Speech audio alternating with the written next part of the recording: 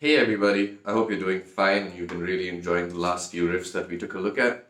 Today we're going to add to that. We've got two new songs that we need to take a look at. One is a song called Eye of the Tiger. It's from the movie Rocky, which was a very, very iconic movie. So let's start by taking a look at that. It's a simple riff. It's on the low E string.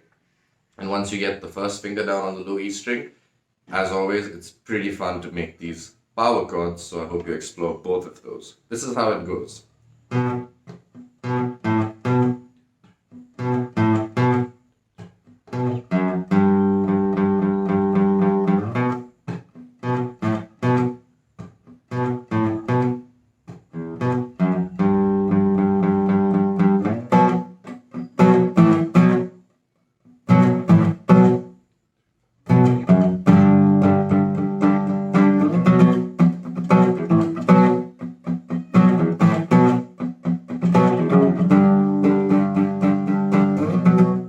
Okay, so what's going on over here? Very, very simple. We start on the 7th fret of the low E string and we're going to play 7, 7, 5, 7, again 7, 5, 7, and then 7, 2, 3, and then we're going to play this 3 8 times with downstroke. So it's 1, 2, 3, 4, 5, 6, 7, 8, and then you're going to slide it right back up to 7, and that becomes the main loop. Okay, so let's try that. Let's aim for 4 loops with no mistakes. This is how it should be. 7, 5, 7, 7, 5, 7, 7, 2, 3, 2, 3, 4, 5, 6, 7, 8, 7.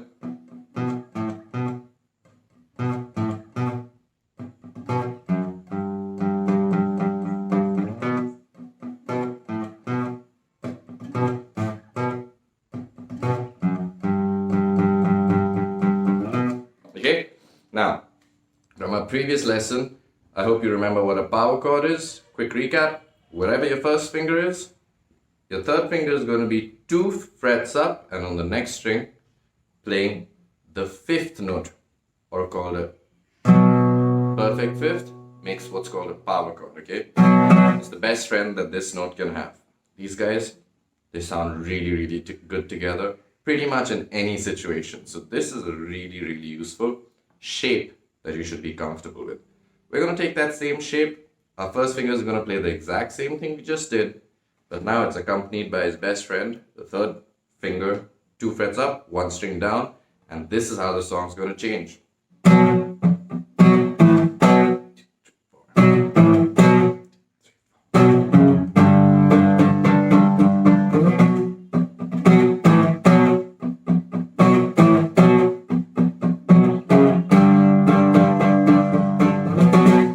Pretty cool, right? So, work on that.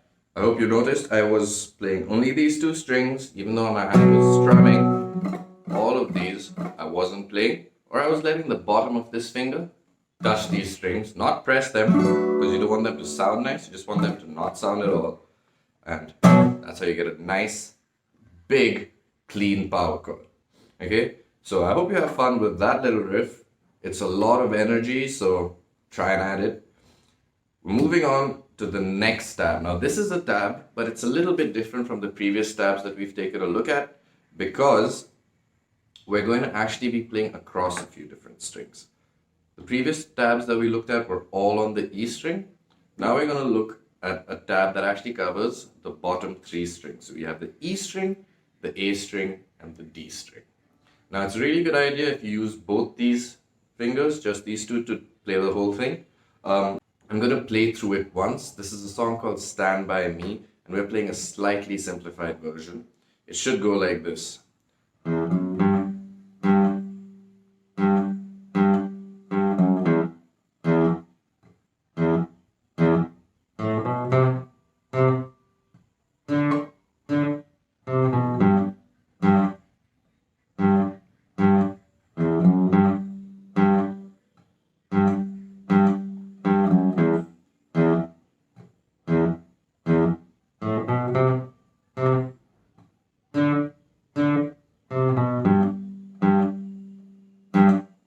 Okay, that's the main riff.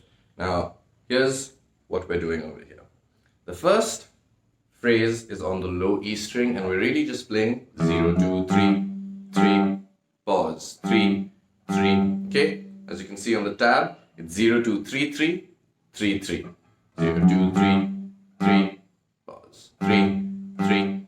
Then we're going to reverse it. So it's going to be 3, 2, 0, 0, 0, 0. And that entire line was only on the low E string. Okay, so we have 0, 2, 3, 3, pause, 3, 3, 3, 2, 0, 0, pause, 0, 0. Now the next thing we're going to do is we're going to drop this hand down one string to the A string, and we're going to play a very similar line. We're just going to play 0, 2, 3, 3 one time on the A string, and it'll sound like this. Just that, okay? 0, 2, 3, 3, but this time on the A string. Now drop this hand down to that open D string, and we're going to play 2 open D strings. So let's just get to that point right now. First we have on the E string 0, 2, 3, 3, pause, 3, 3, 3, 2, 0, 0, pause, 0, 0. Next string 0, 2, 3, 3. Next string D, D. Okay? Pretty cool, got that?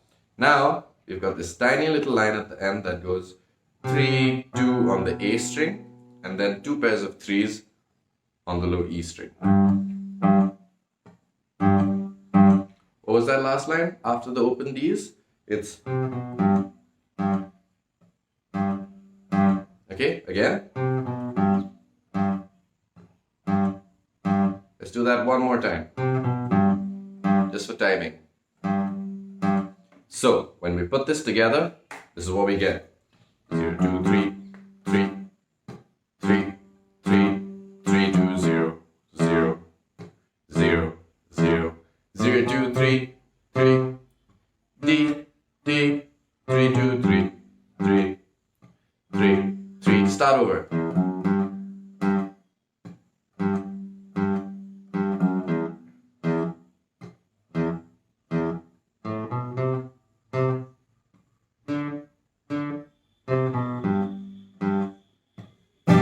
Okay, spend some time with that. It's really just 2 fingers, but it's a lot about getting that beat, right? Just want to keep grooving to it.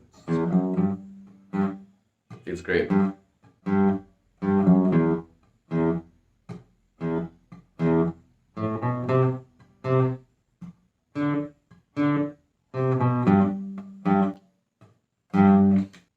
Now, I would probably skip the bar chords on this. Just get used to playing the tab, because very soon we're going to add chords, and chords is very, very crucial to playing guitar. Chords are collections of notes that you play together, and chords have different vibes, you know, like major chords sound big and bright, right? Minor chords, they kind of sound moody, right? So when we play chords, we're playing either 3 or more notes together, right? A tab is 1 note, or at the most maybe 2 notes that you're playing together. This is 3 or more notes, and chords can be majors or minors, and they're a very, very crucial part of playing guitar. So today what we're going to take a look at are 4 very, very important chords. We're also going to take a look at how do we read a chord diagram, okay? So if you look at some of these chord diagrams, you'll see we're going to take a look at first E minor. Now it says 0, so that means you play this string, but you don't have to put a finger on it. Now you can have your little finger on the 3rd fret over here. This is open, so it's 0.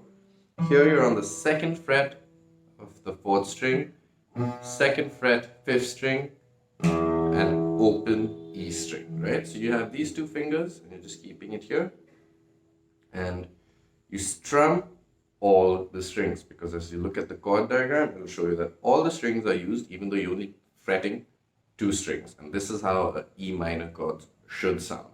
2, right?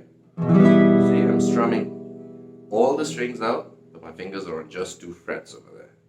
Okay, this is an E minor chord. It's probably the most popular chord in rock music. Sounds great, right? Smoke on the Water. minor, so you know where I'm coming from.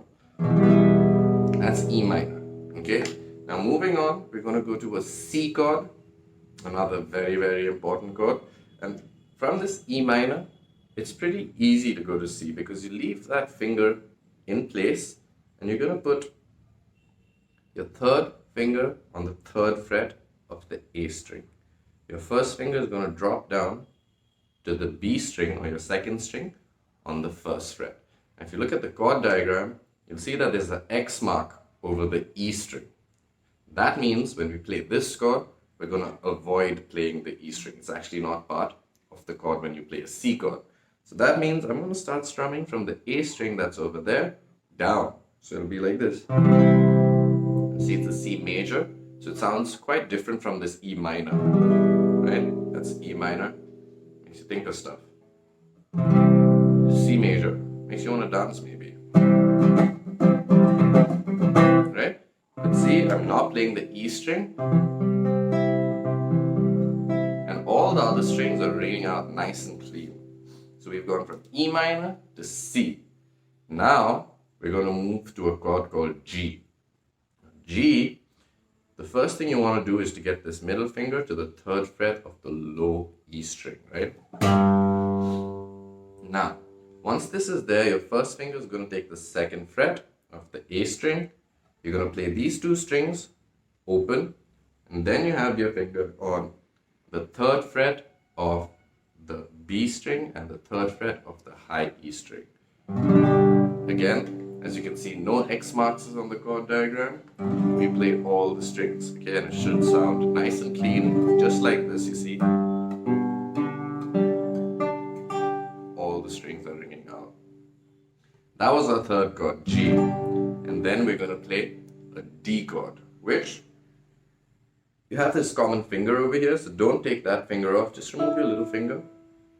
And this first finger is going to drop down two strings, and you're going to curl your middle finger so it's on the second fret of the high E string. Now you see in the chord diagram, the E and the A strings have X marks on them, and we actually play this D chord from the open D string down, okay? So it's actually a 4-string chord, and it's quite crucial that you don't play the E and the A strings over this chord. It sounds really muddy if you do. So your hand is going to drop down these two strings, and from the D string onwards, you're going to play, right? See that? I'm not doing... See, that's a little fuzzy. We don't want that. We want it to sound crisp and clean. So we're just going to play 4 strings, okay? So this is the beginning of playing a lot of music, so I really hope you guys spend time just switching between these different chord shapes, you see? You have to go from an E minor to a C to a G over here and then a D, and at the same time your right hand has to be aware of which strings not to play as much as it should be aware of which strings to be played, okay?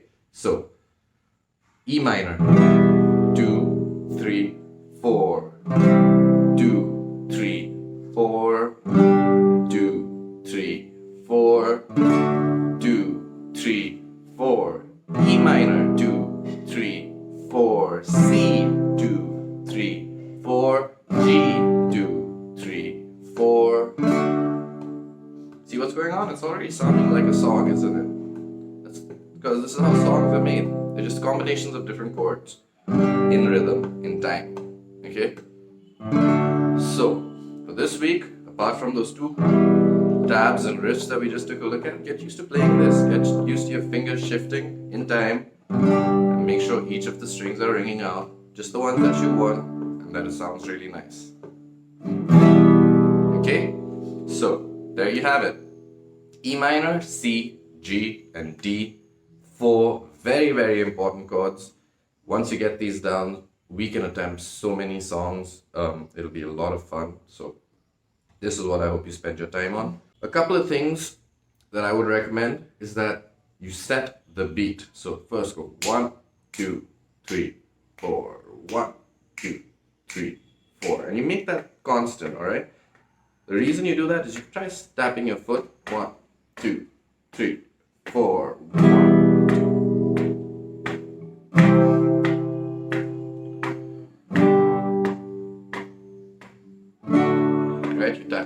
or you could say the numbers. But the point is, every time one comes around, you have to be ready to play the next chord.